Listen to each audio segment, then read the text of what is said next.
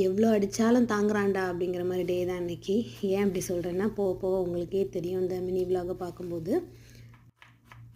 நேற்று வீட்டில் grill chicken பண்ணதுனால குபூஸ் வெளியேருந்து வாங்கிக்கிட்டோம். ஸோ அதில் கொஞ்சம் மிச்சம் இருந்ததுனால அதை வச்சு ஏதாவது பிரேக்ஃபாஸ்ட் பண்ணலான்னு சொல்லி அரபிக் ஸ்டைலில் இந்த ஷக்ஷுக்கான்னு சொல்லுவாங்க.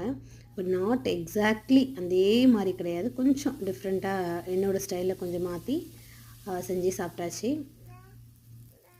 என் ஹஸ்பண்டுக்கு வந்து திடீர்னு வெளியூர் கிளம்புற மாதிரி மீட்டிங் வந்துருச்சு. யூஸ்வலாக என்ன பண்ணுவோன்னா, 2-3 நாள் ஸ்டே பண்ணுற மாதிரி இருந்தால் எல்லோரும் போயிடுவோம். இது ஒரே நாளில் போயிட்டு வர மாதிரி இருந்துச்சுன்னா அவங்க மட்டும் போவாங்க.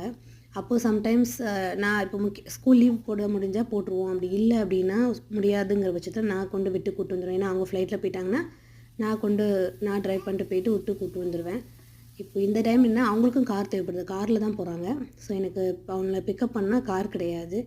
ஸோ என்ன பண்ணலாம், நான் சொன்னேன் சரி நீங்கள் விட்டுங்க, நான் ரிட்டன் வரும்போது போய் டாக்ஸி பிடிச்சி கூப்பிட்டு வந்துக்கிறேன் அப்படின்னா 2 தடவை அலையணும். கூட்டிகிட்டு போய் நான் டாக்ஸி பிடிச்சி போகணும், திரும்ப அவனை கூட்டிகிட்டு திரும்பி டாக்ஸி பிடிச்சி வர்றது பெரிய தலைவலியாக இருந்தது. சரி அப்போ என்ன பண்ணலாம், சரி எக்ஸாம் முடிச்சு சீக்கிரம் கூட்டிகிட்டு வந்துடலாம் அப்படின்னு சொல்லி காலையிலேயே போயாச்சு.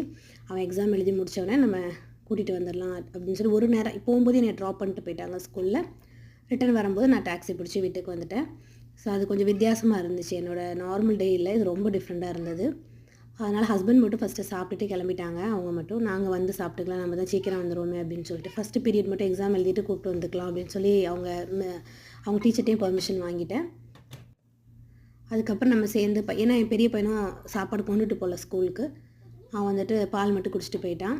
சரி வந்து எல்லோரும் சேர்ந்து சாப்பிட்டுக்கலாம்னு சொல்லி ஹஸ்பண்டு மட்டும் ஃபஸ்ட்டு சாப்பாடு வச்சு கொடுத்துட்டேன். எல்லாருமே சேர்ந்து போகிறது ரொம்ப டிஃப்ரெண்ட்டாக இருந்துச்சு. ஏன்னா மற்ற பசங்களையும் கிளப்பி கூட்டிகிட்டு போனேன். சரி போகும்போது இவங்க ட்ராப் பண்ணிட்டாங்கன்னா நம்ம வந்துட்டு வரும்போது வந்து யூபர் ஏதாவது புக் பண்ணி வந்துக்கலாம் அப்படின்னு சொல்லிட்டு கிளம்பிட்டேன். ஸ்கூல் ரொம்பலாம் தூரம் இல்லை, கொஞ்சம் பக்கம்தான், ஒரு 15 மினிட்ஸ்லேயே போயிடலாம். போயிட்டு அங்கே வந்துட்டு சூப்பர்வைசர் மேம்கிட்ட தான் கேட்கணும் அப்படின்ட்டாங்க. ஸோ அங்கே போயிட்டு அவங்கள்ட்ட எழுதி கொடுத்துட்டு என் பையனை கூப்பிட்டுட்டு அப்புறம் கேண்டீன் இருந்துச்சு. சார் கேண்டீனில் அவங்களுக்கு ஸ்நாக்ஸ் வாங்கிட்டு அப்படியே டாக்ஸி புக் பண்ணிவிட்டு அப்படியே எங்கள் வீட்டுக்கு வந்தாச்சு. என் சின்ன பையன் ரொம்ப கஷ்டப்பட ஆரம்பிச்சிட்டான். வெயில் ப்ளஸ் அவனுக்கு டாக்ஸி ரொம்ப நேரம் ஆயிடுச்சு, தூக்கம் வேறு வந்துருச்சு, ரொம்ப அழ ஆரம்பிச்சிட்டான். ஸோ எனக்கு ரொம்ப கஷ்டமாக போச்சு. முதல்வரே